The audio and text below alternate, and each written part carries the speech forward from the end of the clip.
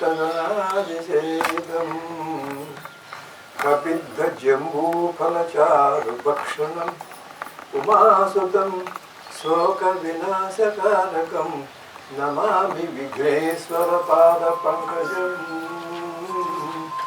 अम्बा मोहनदेवता त्रिभुवनस्य आनन्दसन्दराणि वेणीपल्लवपाणिवेणु मुरलीगानप्रियलोलिनी सर्वाणि गुरुराजबिम्बवदना धूम्रक्षसंहारिणी छिद्रूपी फलदेवता भगवती श्री राजराजेश्वरी श्रीराजानन्दसौदाधर्मरण्डातुदयालुपरमसत्कृतं वन्दे मम शिवानन्दगुरुम् ओम नमो ब्रह्मादिभ्यो ब्रह्मविद्या संप्रदाय कर्तृभ्यो वंशभ्यो माभ्यो नमो गुरुभ्यः सदा नमारम्भां शंकराचार्यमहिमाम् अस्मदाचार्यपरम्परां वन्दे गुरुपरम्पराम्।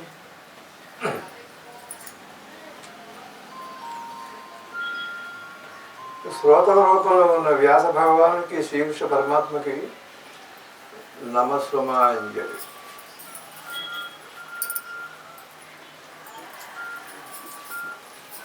శ్రీ విశ్వనాథ సత్యనారాయణ గారి కవి సమ్రాట్ వారణాసిలో ఆ విశ్వేశ్వర లింగం దగ్గర లోపలికి తీసుకెళ్లారు. కవి సమ్రాట్ ఆయన పూర్ణకుంభ నుంచి లోపలికి తీసుకెళ్లారు. ఆ విశ్వేశ్వర లింగాన్ని అలా దర్శించారు. దర్శించి రెండు చేతులు జోడించాడు. జోడించి మహాకవి కదా ఒక పద్యం చెప్పారు. ఆసుడు ఒక మాట చదివి ప్రార్థిస్తాను విశ్వేశ్వర. ఇవాళ ఆషాఢ మాసం గురించి పౌర్ణం గురించి ఒక అర్థం చెప్పుకున్నాక తెలుగు కర్తవ్యం సోదరులు రాత్రి నిర్ణయిస్తారు. ఆ విశ్వనాథాచార్య గారు ఒక మాట ఆ వెలుగుని ఆ వారణాసి యొక్క ఆ విశ్వేశ్వర లింగం వారణాసి అంటే క్షేత్రం మనం ముందు వస్తాయి. ఆ వెలుగు దర్శనమైంది ఆయనకి. అది ఆయన పటిష్టమైనటువంటి భాష. ఒక మాట ఆయన అమృత బీజాక్షరాలతో ప్రతిష్టమైనటువంటిది మీ చెవులో వేసి నేను తరిద్దామని వాంఛన. శ్రీ మంజూషిక భక్త రక్షణ కళా శ్రీ చెంచువు ఆనందవల్లి మంజు ప్రసవంబు చిద్గగన ప్రాళేయాంశవం మోక్షలక్ష్మీ మాణిక్య వినూత్న మేఘల కటాక్షీ భూత నీహారుడు శ్రీమంతం వై పొంచు వెలుగు. ఆ వెలుగుకి తాత్పర్యం చదువుతుంది. ఆ వెలుగు చూడండి ఎంత సమాసం ఇచ్చారు. మోక్షలక్ష్మీ మాణిక్య వినూత్న మేఘల కటాక్షీ భూత నీహారుడు శ్రీమంతం వై పొంచు వెలుగు ఒకడే సేవింతు విశ్వేశ్వర సేవింతు విశ్వేశ్వర సేవింతు విశ్వేశ్వర. చంద్రాననం చతుర్బాహుం శ్రీవత్సంకితవక్షసం రుక్మిణీ సత్యభామాభ్యాం సహితం కృష్ణమాశ్రయే. చిత్రావతీ తట సువిశాల సుశాంతి సౌధే ఆదిత్యకంత్రనుభూతి సమస్త దేవాన్ శ్రీ సత్యసాయి చరణో శరణం గరుజన్మ. శ్రీ సాయినాథాయ మోదండయానే మోహతంత్ర వినాశినే సత్యసాయి శరణ సాయి శరణాగతం భవతే.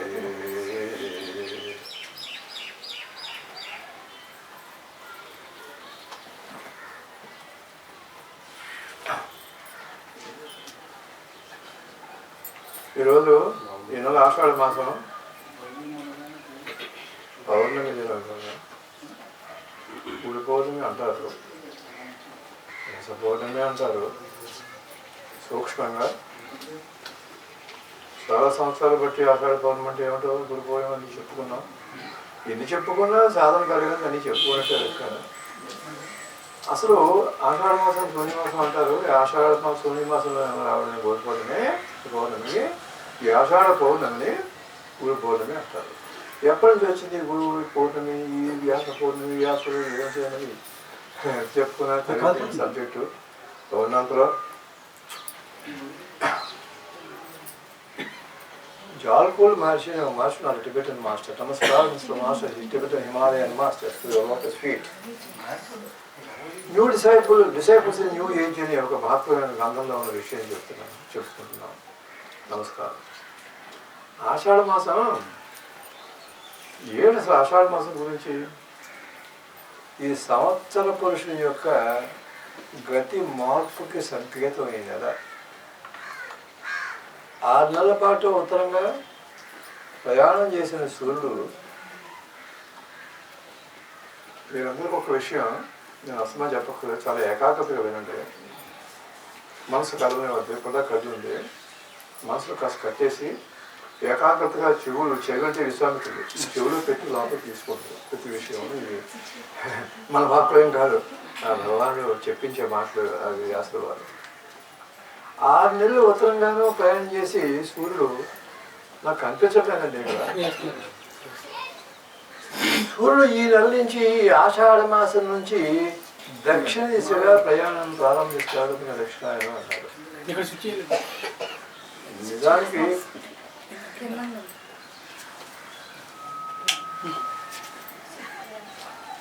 మళ్ళీ 6 నెలల పాటు ఉత్తరంగా ప్రయాణం చేసిన సూర్యుడు ఈ నెల నుంచి దక్షిణ దిశగా ప్రయాణం చేస్తారట. ఈ నెల నుంచి ప్రారంభం. ఒక విషయం ఏదో చెప్పుకోవడం కాదండి, ఉన్నంతలో కొంచెం తాత్వికంగా చెప్పుకోవాలి.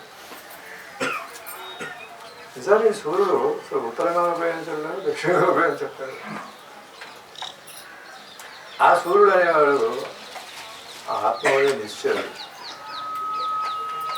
ఆకాశంలో కనిపించి అలా ప్రయాణించుకోవడం అనుకోకండి. అంటే నిజానికి సూర్యుడు ప్రయాణం చేయడు. సూర్యుడు తూర్పు దిక్కున ఉదయించును మీకు అనిపిస్తుంటారు. రైల్లో ప్రయాణం చేస్తుంటే మన రైలు ప్రయాణం అవుతుంటే చెట్లు తింటుంటాయి, కానీ ప్రయాణం చేసేది మనం కానీ చెట్లు కాదు. ఇది పెద్దలు చేపించిన ఉపమానం. ఏం మాట్లాడినా పెద్దల యొక్క వాకులు ఏమైనా చెప్పుకుంటున్నా ఎవరెవరు ఏం కనిపెట్టలేదు. కనుక సూర్యుడు చుట్టూ పరిభ్రమణ జరుగుతుంది. ఆ పరిభ్రమిస్తున్న భూమి గతిలో ఆ మార్పు వస్తున్నట్టు బట్టి దాన్ని బట్టి భూలోకంలో ఉండేటువంటి జీవులు కూడా ఆ సూర్యుడు గతిలో వచ్చిన మార్పుగా గమనించడం సామాన్యం. కనుక ఇందాక రైలు అని చెప్పారు. ఆగితే ఆగిపోతాయి కదా, అది అంతకన్నా లేదు. అంటే ప్రయాణంలో ఈ సామాన్య ధర్మం కనుక విశేష ధర్మం చెప్పుకోకుండా సామాన్య ధర్మం చెప్పుకుని విశేష ధర్మంలోకి వెళ్ళాలి. ఎప్పుడు కూడా సామాన్యమైన విశేషం లేదు. కానీ ఈ విధమైన సామాన్య ధర్మం సామాన్యుల అవగాహనలో ఉంటుంది. నేను ఒక మహాప్రవచన ఒక అధర్మవేత్తనే సౌరాష్ట్రీయ మంత్రం గురించి ఏదో విషయం వస్తే సూర్యాస్తమైన తర్వాత మంత్రం చేయకూడదు నాకు సెలవిస్తే ఏమంటే ఒక ప్రశ్న వేయచ్చా అన్నాను. చెప్పన్నారు. మరి సూర్యుడు ప్రయాణం చేయట్లేదు కదా, చేసే వచ్చిన నష్టం ఏంటి అన్నాను. నా నుంచి కొంచెం అర్థంగా ఉంటుంది ఆయనకి. ఆయన కళ్ళని చేసి మంత్రించి అది సరే కానీ సామాన్యుడి ఇచ్చి అతినయ్యా ఇంకా అతిథిగా మాట్లాడుకున్నావు అన్నారు. అలాగేనన్నా ఇక అతిథిగా మాట్లాడు, అది సామాన్యంగా అంతే అలా చెప్పారు, అది చేయవలసిందే. ఆషాఢంలో ఈ వర్షాలు పడతాయి. ఆ వర్షించే జలాలకి సంకేతం ఆషాఢం. అంటే జీవులు భూమికి దిగి వస్తారు వర్షం ద్వారా, ఉరుముల ద్వారా. గుర్తుపెట్టుకోండి. అంటే ఏంటి ఇప్పుడు వర్షాలు ఏమంటే కూడా జీవులు దాకా ఆగిపోయింది అర్థం అనమాట. దానికి కారణం అందులో వెళ్ళదు.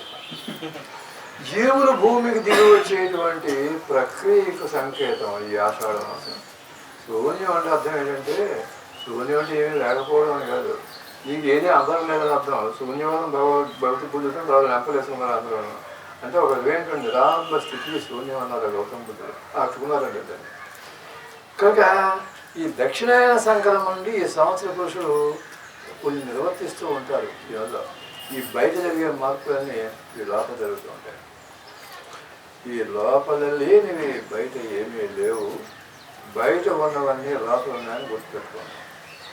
క్షేత్రాలు అవ్వండి, వారణాసి అవ్వండి, కేదార్నాథ్ అవ్వండి, బద్రీనాథ్ అవ్వండి, ఇవన్నీ దివ్యక్షేత్రాలు క్షేత్రం ఏమి ఉన్నాయి. కానీ అవన్నీ ఇందులో అంతర్భూతమైన పైకి తీసుకొచ్చి ఒక ఆలంబనగా సగుణారాధన చేసి అవన్నీ ముందు వస్తాయి. జీవులు పదార్థాన్ని చేరడం, పదము యొక్క అర్థం, పదం అంటే ఓంకారం. ఆ ఓంకార అర్థాన్ని చేసి ఆరోహణ చేయాలి. ఈ ఆరోహణ, ఇది అవరోహణ. ఇప్పుడు దక్షిణాయనం అంటే ఇది, ఉత్తరాయణ నారాయణ ఉంటే అది మొత్తం ఆయన కల్పన చెప్పుకున్నా బాగుంది. ప్రతిదీ కూడా ఈ దేహానికి అన్వయించుకుంటే సాత్వికత కావాలి. పదార్థంలో బంధింపబడుతున్నాం మనం. ఈ జడ పదార్థం ఇది పంచభూతాత్మక దేహం, ఇందులో బంధింపబడుతుంది. ఈ రసాయన ప్రక్రియ లోపల ఎంతో దాన్ని మెటబాలిజం అంటారు. ఈ మెటబాలిజంలో ఎన్ని కెమికల్ రియాక్షన్స్ ఎన్నో జరుగుతూ ఉంటాయి. ఒక్క విషయం గుర్తుపెట్టుకోవాలి, మీరు బాగా చదువుకున్న వాళ్ళలో యోగ సాధన మీరు చేసి అందరూ చాలామంది యోగ సాధన ఉన్నాయి, ఇక్కడ ఏదో అవుతుంది తప్ప. యోగా సాధన చేస్తున్న వాళ్ళకి ఈసీఆర్ పెరుగుతుంది. ఈసీఆర్ పెరిగితే డిస్కషన్ పవర్ పెరుగుతుంది. మనం అడుగు ఎక్కడేస్తున్నాం, అసలు మనం ఏం చేస్తున్నాం, ఇది చెయ్యొచ్చా, ఇది చేయకూడదా, నిత్యానిత్య వస్తువే కూడా ఏమారంటే electrical chemical reaction, electrochemical reaction జరుగుతుంది లోపల. ఏదో ప్రాణాయామం చేస్తున్నాం అనుకోకండి. కనుక ఆ రసాయన ప్రక్రియ ఎప్పుడు జరుగుతూ ఉండేదానికి ఈ ఆషాఢ మాసానికి ప్రక్రియ ఎక్కువ. కనుక జలములు ఈ నీటి యొక్క ఆధారంగా ఈ భూమి మీద కోటాను కోట్ల జీవులు ఉద్భవిస్తూ ఉంటాయి. ఒక ఉరుము మెరిసిందంటే ఒక జీవులు వస్తారు. అలాగే మాసశివులు గారు చెప్పారు, ఒక ఉరుము పడుతుంటే మహాపురుషులు భూమించాడా దిక్కునేవారట. కనుక ఈ కారణం చేత ఈ దక్షిణాయన సంక్రమణం అవరోహణకి సంగతి కిందకి దిగడానికి పెట్టారు. అపానం కిందకి దిగుతుంది, ప్రాణం పైకి పోతుంది. ప్రాణాపాన సంకర్షణ మీకు అంతా అర్థమైంది. బయట దక్షిణాయనే అనుకుంటాం, బాగుంది అనాలి. ప్రతి సంవత్సరానికి మన ఋషులు అనర్థమైన నామధేయాలు పెట్టారు. లోపల ఎంతో అంతరార్థ దృష్టిలో ఉంది. ఉన్నంతలో శుభమైన వాళ్ళు పర్వాలేదంటే తెలుసుకుంటే ఇంకా మంచిది. ఈ సంవత్సర పురుషుడు యొక్క చక్రవర్తిత్వం తెలిసిన ఋషులు ఇలా వర్ణించారు. చక్రవర్తిత్వం ఏమిటండి? జీవ సామ్రాజ్యంలో శ్రీకృష్ణ చక్రవర్తి అన్నారే, ఆ రాజు చక్రవర్తి కాదు ఇక్కడ అర్థం. ఏంటో తెలిసిన చక్రంగా ఎక్కడి నుంచి ఇలా వర్తిస్తూ ఉంటుంది ప్రాణశక్తి. చక్రవర్తి అంటే అది అంటే చక్రమునందు వర్తించేటువంటి పరమ పురుషుడు చక్రవర్తి. భౌతికంగా రాదు, అంటే చక్రాన్ని వర్తింపచేసేవాడు. అందుకే శ్రీకృష్ణ చేతిలో చక్రం అంటే ఏదో సినిమాలో శిశువులను చంపేది, ఏదో పేకగేది అనుకోకండి. సుదర్శన చక్రం అంటే సుదర్శనం, లోపల ఒక దర్శనం అవుతుంది. ఇది సు అన్నారు, దాన్ని సుదర్శనం అంటారు. అంటే జీవుల యొక్క అవగాహనలో మార్పు వస్తుంది. ప్రతిరోజు సాధన చేసి ఈ ఆషాఢ మాసంలో కొన్ని అవగాహనలు తెలుస్తూ ఉంటాయి. దాని కాంప్రహెన్షన్ పవర్ అంటారు. కనుక ఈ భూమిని తీసుకురాబడ్డాం మనం జీవులం. ఈ జీవులు స్థితి మార్పు చెందడం వల్ల వాళ్ళ అవగాహనలో కూడా మార్పు వస్తుంది. చూడండి, గట్టిగా మొబ్బట్టి వర్షం పడుతుంటే జనం మొబ్బట్టి వస్తుంది. అక్కడ బయట మొబ్బట్టి మనకి ఇక్కడ మొబ్బట్టి. ఇది సాధకుడు మానలో కొంచెం ఆరుడ స్థితి చేశాక ఈ ప్రభావం మన మీద ఏమీ పనిచేయదు. నేను ఎక్కువగా మాటలు అనుకోవద్దు. ఏసీలు పనికిరావు, ఏసీలు పనికిరావు. ఆర్టిఫిషియాలిటీ అన్నది ఏది పనికిరావు, అసహజమైనది వదిలేయాలి. సహజమైన మార్పుల కూడా ఆ సోహంలోంచి పుట్టిన శక్తిని నమ్ముకోవాలి. ఇది బయట వేడిగా ఉంటే ఈశ్వరుడు లోపల నిద్రపోతున్న కుర్చీ వేసి వాడు కూర్చున్నాడు. నాయన జపం చేస్తున్నావా తండ్రి అని లోపల ఎయిర్ కూలింగ్ చేస్తాడు. బయట ఎండగా ఉంటే బయట చలిగా ఉంటే లోపల వేడిగా ఉంటుంది, వదిలేయండి. ఇప్పుడు దీనికి ఒక పేరు పెట్టింది శాస్త్రం. అలా అలా అనిపించేలా భ్రమ చేయడం, ఆ భ్రమ పేరు మాయ. ఈ ఆషాఢ మాసానికి ఈ ప్రతి మాసం మేష ఋషుపై రాసులు ఉన్నాయి. మేష ఋషుభ మీద కారక సంక్రమణ ఉన్నాయి కదా మీద దాకాను. ఆ ఒక్కొక్క దానికి ఒక జంతువుని సింబల్గా పెట్టారు. మీరు చూడండి, పెద్ద బోట్లో పీత అవన్నీ వేస్తుంటారు, ధనుడు భార్యాభర్తలు వేస్తుంటారు. మేష ఋషుభ మీద కర్కాటక సింహ కన్య తుల వృశ్చిక ధనుసు వృశ్చిక వంటి తీరని దా వేస్తారు. వాటి వెనకాల అంత అర్థం కాదు, ఆ జంతువులు కాదు. ఈ ఆషాఢ మాసానికి పీత సంకేతం. పీత అంటే ఈ మాసాన్ని పీతగా సంకేతంగా అందించడంలో ఋషుల యొక్క ఒక చమత్కారం ఉంది. బ్రహ్మ చమత్కార భాష ఇది. ఆ చమత్కారం ఇక్కడ వెలుగు చూసిన భ్రష్టం చెప్పాలి. ఇది పాణితీ ప్రకృతికి సంబంధించింది కాదు. పీత ఎందుకంటే అడ్డంగా నడుస్తుంది, మనకు అందరికీ తెలుస్తుంది. పేదం చూడండి, అడ్డంగా నడుస్తుంది, నిలువు నడవదు, అడ్డంగా నడుస్తుంది. ఆ ఋషుల యొక్క చమత్కారాలు చూడండి. అసలు ఆ సాధాసిద్ధమైనటువంటి ప్రకృతిని ఎంత అరణ్యాలు ఉండి ఎంత గమనించారో చూడండి. ఇది భ్రాంతి మన శరీరధారికి తప్పకుండా కలుగుతుందని సంకేతించడానికి ఈ కర్కాటక అంటే కర్కాటక రాశిలో ఉంది పీతను సంకేతంగా అందించారు. అంటే ఈ దేహంలో ప్రతి జీవుడు ఏమనుకుంటాడండి, మనం అక్కడే సరిగ్గా ప్రవర్తిస్తున్నాం, ఆతో వాళ్ళు అడ్డగోలుగా ఉంటారు, వాడు పీత. మనం అక్కడే కరెక్ట్, ఆతో వాళ్ళే తప్పు, నాదే కరెక్ట్, మీ తప్పు కాదు. మన పీతం కాకేంటి అర్థంగా నడుస్తుంది. అంటే ఇతరులను సరిదిద్దడానికి ప్రయత్నిస్తావు, నువ్వు సరిదిద్దుకోవా? నువ్వు సరిదిద్దుకో. కనుక తనను తాను సరిదిద్దుకోవడానికి ప్రయత్నిస్తే సమస్తం సమన్వయపడుతుంది. ముందు లోపల, అందుకని రామాయణ ద్రాక్షారమాయుక్తం పడే మన రామాయణం చదివితే లోపల వెలుగు వస్తుంది. ఆ లోపల పారిశుద్ధ్యం బయటికి ప్రశ్న, బయట లోపల ప్రశ్న. ఇప్పుడు బయట ప్రశ్న కన్ను పడిన చోట బాగా వెలుగు వస్తే ఆ వెలుగు యొక్క పరిధిలో ఉన్న వాళ్ళందరూ తెలుపుతుంటారు. అలా కాకపోతే జీవులకు కష్టం తప్పదు. అందుకే చెప్పొచ్చేది ఏంటంటే తనను తాను అంటే మనమే జీవాత్మ ఎవరు ఉద్ధరించేవాళ్ళు ఎవరు లేరు. ఎవరికి వారే ఉద్ధరించుకోవాలి. మనం అంటాను, తనకు తాను శాస్త్రం అంటే నేను మనం అంటాను, నేను మీరు ఒకటి కానీ నేనే అది ఆరోగ్య పురుషుడు నేను కాదు. నేను ఆరోగ్య పురుషుడిని అదైతే మీరు రాకలేదు, నేను ఇక్కడ ఉన్నాను. ఏదో నేను కాస్త ఏదో పుస్తకాలు చదువుకుని ముందుగా ఉపదేశం పొందినట్టు మార్చి చేత ఇలాగేం కొమ్ముకు రావు, ప్రయాణం ఉండవని. ఆ చెప్పిన భాషలో సరిగ్గా చెప్పగలగడమా లేదా అనేటువంటి నాకు తప్ప ఇవన్నీ ఎవరు కనిపెట్టగలిగేవారా. కనుక మనం సరిచేసుకునేటువంటి సమన్వయాత్మకుడు గురువు ఇందులో ఉన్నాడు. ఆ ధ్యానం చేయడమే నిజమైన పూజ. అంటే సరి చేసుకోవాలనుకునే వాళ్ళకి ఆ గురువును అనుసరించడం ఉత్తమం. అలా అనుసరించే వారికి గురు పూజ తరుణోపాయము. గురు పూజ అంటే లోపల ఉండేటువంటి అజ్ఞానాంధకారాన్ని తొలగించేటువంటి జ్ఞాన తేజం ఏదైతే ఉందో అది గురువు. భౌతికం కూడా గురువు అంటే ఉండవచ్చు కాక గురి పూర్ణిమ అనేది ఇవాళ ఆ విధమైనటువంటి తరించడానికి పర్వదినం ఇవాళ. కనుక గురు పరంపర ఉంది మనకి. ఆ గురు పరంపరాగతమైన మార్గంలో మనం అందరూ కూడా భ్రాంతిని తొలగించుకుని పీత లేకుండా ఉండాలి, పీతలా కాకుండా ఉండాలి అనేటువంటి హెచ్చరిక. ఇది పోతే గురు పూర్ణిమ యొక్క సందేశం ఏమిటి చెప్పుకుంటే మనకి చాలామంది సబ్జెక్టు సుబ్రహ్మణ్యం గారు తదితరులందరూ ఒక విషయం కూడా అసలు మాట్లాడతారు. ఆయన ఇది ఒక అరగంట సేపు ఆషాఢ మాసంలో చెప్పుకుంటే విషయం అర్థమైంది కదా. అలా ప్రతి మాసానికి ఉంది. అంటే కర్కాటకం గుర్తుపెట్టుకోండి. అన్నీ అందరికీ తెలియవలసిన పని లేదు. కొందరు కొన్ని తెలిస్తే అందరికీ అన్నీ తెలియదు. ఎవరు తెలుస్తాయంటే ఋషులు తెలుస్తాయి. ఇప్పుడు ఈ కలియుగంలో ప్రథమ గురువు కృష్ణద్వైపాయనుడు. ఈ ఆషాఢ పౌర్ణమి, ఈ గురు పౌర్ణమి వ్యాస పూర్ణిమ అంట. ఈ గురుపర సాంప్రదాయాన్ని ఏర్పరిచి వ్యవస్థరీకరించినటువంటి ఆది గురువు గురువులకు గురువైన వేదవ్యాసుడు వారు.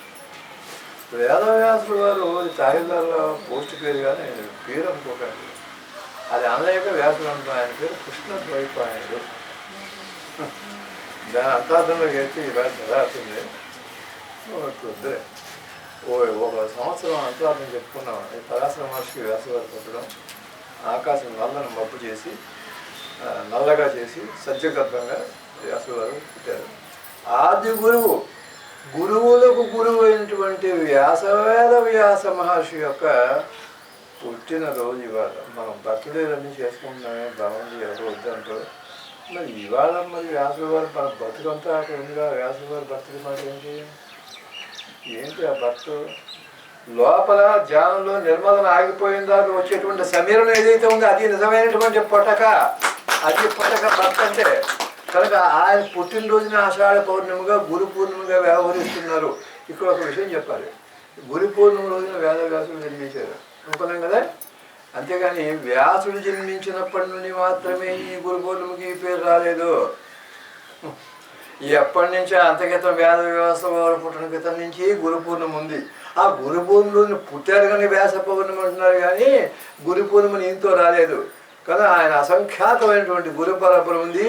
ఆ గురు పరంపర అందరికీ అంజలి నమస్కారం పెట్టుకుని గతినే అప్పటి నుంచి మనకి దారి దొరుకుతుంది. ఇక్కడ గతి కనుక గురు పౌర్ణమి యొక్క కార్యక్రమం లక్ష్యం ఏంటంటే ఈ ప్రాణం అపానం అనే 2 రెక్కల్ని కట్టేసి ఈ జీవుడు అనే పక్షిని ఎగరకుండా భూమధ్యంలో చేయడమే నిజమైనటువంటి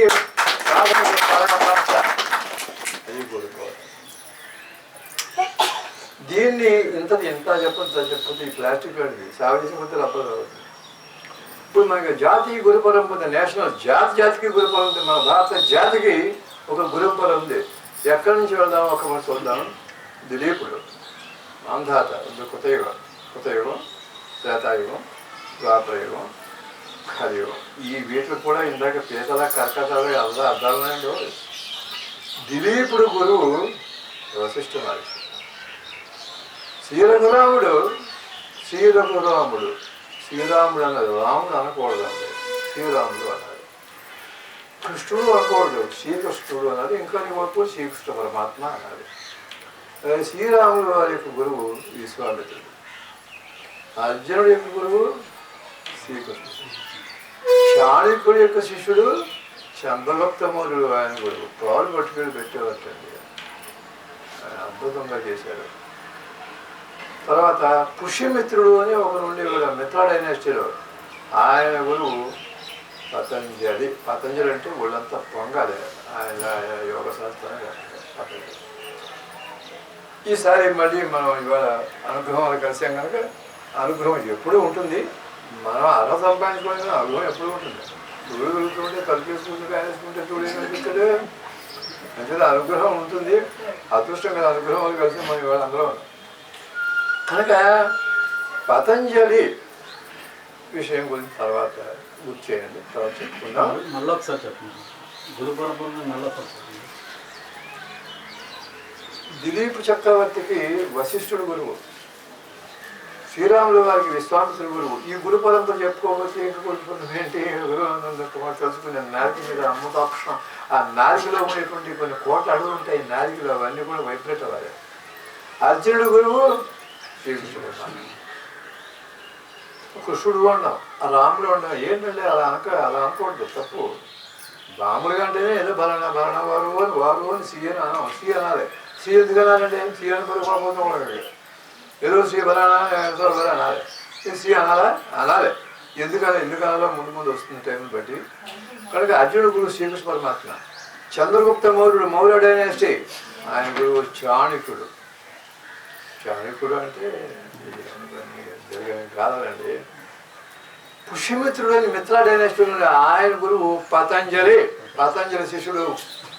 చాలా మంది ఉన్నారు. పుష్యమిత్రుడు ఇది పెద్ద గాథ కూడా ఉంది అనిపించారు. తర్వాత విజయనగర సామ్రాజ్యం, స్వర్ణయుగం. అది ఎందాక చెప్పుకుంటే కొంచెం పొరపాటు జరిగింది. వారు పట్టుకొచ్చిన ఆయన కాదు, హరిహరాలు బొక్కరాలు ఇద్దరు ఉండేవారు. కాకతీయ డైనాసిటీ నుంచి వెళ్ళిపోయి వాళ్ళు పేష్కస్లో ఉండి క్యాషియర్స్గా ఉండి ఆ డైనాసిటీ పడిపోతే వచ్చేసారు. వచ్చి ఈయన సభ చేసుకుంటే పాలు పట్టుకొచ్చి పెట్టేవారు. ఎంత అదృష్టం అండి. మహాయోగేశ్వరుడికి ఇన్ని పాలు అని పెట్టి ఆ పాలు లోపల పడి జీర్ణం అయితే వచ్చే శక్తి అపూర్వం అన్నమాట. దాంతో యోగం జరుగుతుంది. అదే పద్ధతి. అలా కొన్ని 100 మందికి అలా యోగేశ్వరుడికి సేవ చేసి ఆ పాలు పెట్టేవాడు, పుచ్చుకునేవారు. విషయం జ్ఞాపకం వస్తుంది, మాట్లాడదాం. కనుక హరిహరరాయలు విద్యారణ్య స్వామి. ఏ మహానుభావుడు లేకపోతే మన గద్దె ఇలా ఉండదు. ఇవాళ ఈ జ్ఞాన భూమి, ఈ కర్మ భూమి, ఈ యోగ భూమి, ఈ తపో భూమి, ఈ ఋషులు నడయాడిన పవిత్ర దివ్యక్షేత్రం మన భారతదేశం. ఇంకెంతతో అవ్వలేదు, ఇంకొని గుర్తుపెట్టుకోవాలి. శివాజీ గురువు సమర్థరామ్ దాస్. ఉత్తరం అనుకోండి, సమర్థరామ్ దాస్. ఒక్కొక్క పేరు తలుచుకుంటే మనకు ఒళ్ళు పొంగి ఆ జీవిత చరిత్రని చదవాలి అనేటువంటి ఆకాంక్ష కలుగుతుంది. ఏమని చదివితే ఏమొస్తుందండి? మహనీయుల చరిత్ర నుంచి ఏమొస్తుందంటే, మహనీయుల చరిత్ర చదవడం వల్ల గుర్తుపెట్టుకోండి అంటే పెట్టుకోండి భగవదనుగ్రహం కలుగుతుంది. చదవాలంటే చదవాలి, భగవదనుగ్రహం కలుగుతుంది. ఇదంతా మన జాతీయ గురుపర, జగద్గురు పరంపర. వేదవ్యాస తర్వాత లేకపోతే మన అద్వైతమే లేదు. ఎవరు? శంకర భగవత్పాదులు, ఆది శంకరాచార్యులు. శంకరులు అంటాం, శంకరులు అంటాం. ఏంటంటే అలాగా ఆది శంకరులు అన్నది అనగలిగితే శంకర భగవత్పాదులు అన్నది. ఎందరో గురు శిష్యులు ఈ ప్రాచీన కాలంలో ఉండేవారు. అంతకథ ఇంకా కృతయుగానికి ముందు ప్రాచీన కాలం పెడితే వరుణుడు అని ఒక గురువు ఉండేవారు. వరుణ ఋషి. ఆయన శిష్యుడు భృగువు. పురాణాల్లో వస్తూ ఉంటాయి, అన్నీ వస్తూ ఉంటాయి. తర్వాత ఉద్దాలక మహర్షి ఉండేవారు. ఆయన శిష్యుడు శ్వేతకేతుడు ఇవన్నీ ఉపనిషత్తులో వస్తాయి. ఆ ఉద్దాలకుల భార్య చండిక అరిచెట్టు పుట్టింది. ఉద్దర పని చేసేది, చేయమని పని చేసేది. చేయమని పనికి పని చేయలేదు ఆవిడ. పిప్పలాద మహర్షి అని ఒక మహర్షి ఉంది, పిప్పలాదుడు. ఆయన తపస్సు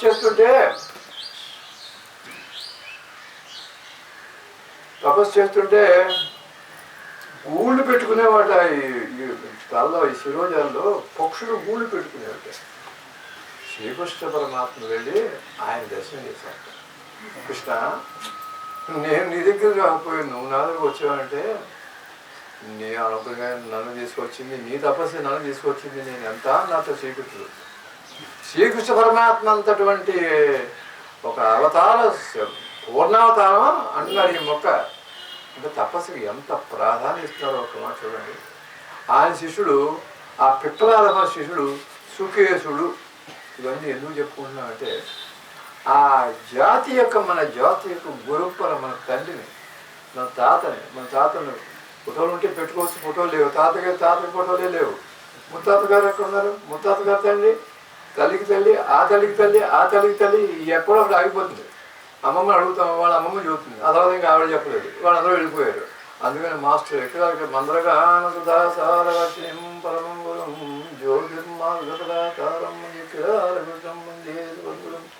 విశాల నేత్రే చ విశాల దృష్టిం విశాల హృదయం చ విశాల భావం విశాల విజ్ఞాన సమన్వయం చ వివేకానంద మౌనిం మనసా స్మరామి. అయితే గురు పౌర్ణమి యొక్క సందేశం ఏమిటి? బర్త్డే చేసుకుంటున్నాము. ఆ రోజుని మా తల్లి గారు అనేవారు, కళ్ళమణి పెట్టుకుని విద్యార్థి దయానంద సరస్వతి శిష్యుడు కళ్ళమణిళ్ళు వచ్చేవి. రామచంద్రుడు దీపావళి రోజున సరయూ నదిలో ప్రాజెక్టు చేసిన రోజు ఆ 2 సార్లు ఆయన కళ్ళమణిళ్ళు వచ్చి కళ్ళమణిళ్ళు నేను చూడలేదు. ప్రాజెక్ట్ వచ్చాక కూడా నాన్నగారు ఏంటంటే ఏముందా ఇవాళ రామచంద్రుడు వారు విజయవాడ దయానంద వారిని చంపేసిన రోజు మా సద్గురువుని గాజు పొడి నీళ్ళలో కలిపి పాలు పెట్టి ఇచ్చారు. ఒక్క మట్టిలో చూశారు. ఒక్కొక్క గాజు రేణుకి రణాలు తెచ్చాయి. తగ్గీది దీక్ష అన్నారు. గుర్తొచ్చి బాగా ఉంది కాదు అనేవారు. కనుక గురు పూర్ణిమ యొక్క సందేశం ఏంటి? వాళ్ళందరూ ఏం సందేశం ఇస్తున్నారు మనకి? అంటే మన పుట్టినరోజు చేసుకోవద్దని ఎవరు అందరూ అన్నీ వండుకోవచ్చు, తినచ్చు, కొత్త బట్ట కట్టుకోవచ్చు. కానీ లోపల సాధన రోజు చేసే సాధన కానీ ఎక్కువ చేయాలి. రోజు 4 గంటలు వేసి 3 గంటలు నాది కట్టుకోవాలి. నాది కట్టుకోవడం 2 విధాలు. మాట్లాడకుండా ఉండడం, అవసరమే మాట్లాడడం. 2 అర్థమైన కలిగి తినకుండా ఉండడం. ఈ తేజీది అవసరమా?